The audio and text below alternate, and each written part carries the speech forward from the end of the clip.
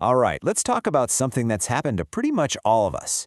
You're at the doctor's office and they hand you a slip of paper with a list of tests, and you're kind of nodding along, but you're not really sure what they're all for.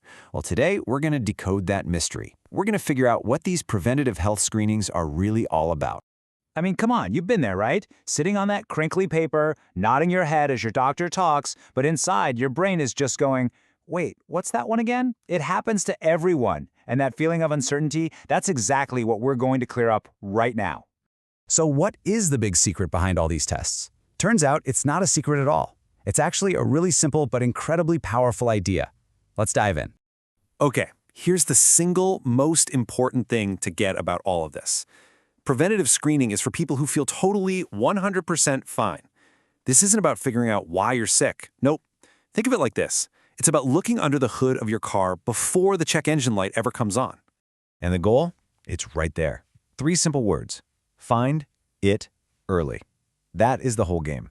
We're talking about catching something serious like cancer or heart disease when it's just a tiny blip on the radar, not a full-blown storm.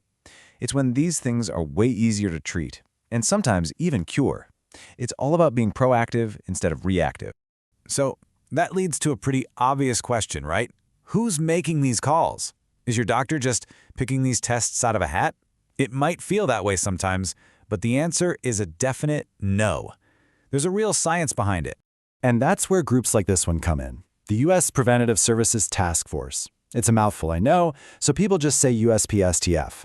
Think of them as a team of independent, super smart experts. Their only job is to comb through all the scientific research and figure out which tests actually save lives. They're the ones who write the official playbook for preventative medicine. All right, now for the really fun part. Let's actually crack this code. We're going to look at some of the most common and most important health checks that you're probably going to come across. So let's just break a few of these down. A blood pressure check? That's not just 2 numbers. That's a window into your risk for a stroke or heart attack, things that often have no warning signs. Or a colorectal cancer screening? This one is amazing. They can literally find and remove little growths before they ever get a chance to become cancer. That's true prevention. And with things like breast cancer or high cholesterol, finding them early completely changes the outcome.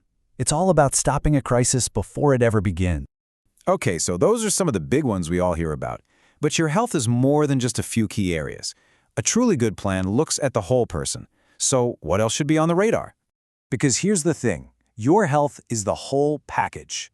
That's why screenings for depression and anxiety are so critical.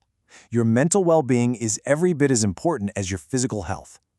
And then, depending on who you are, things like checking your bone density for osteoporosis or screening for infections like HIV and hepatitis C, they're all essential pieces of that bigger health puzzle. Okay, so we've decoded what the tests are for. Now for the most important part of all, you. How do you take all this info and turn it into your personal action plan? This is where you get in the driver's seat. Now, this is so important to remember. There is no magic, one-size-fits-all checklist. Your screening plan should be like your fingerprint, completely unique to you. What you need is going to be totally different from what your best friend or even your brother needs. It's all based on your age, your sex, and your own personal history and risk factors. So how do you get that personalized plan? Here's your toolkit.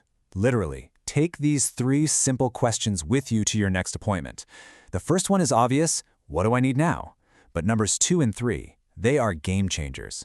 Asking, what happens if it's positive, and what happens if it's negative, that takes all the mystery and anxiety out of the process. You'll know the next step no matter what. And that really is the heart of it all. This isn't about just ticking off boxes. It's about having a real conversation, a partnership with your doctor. You're not just a passenger along for the ride.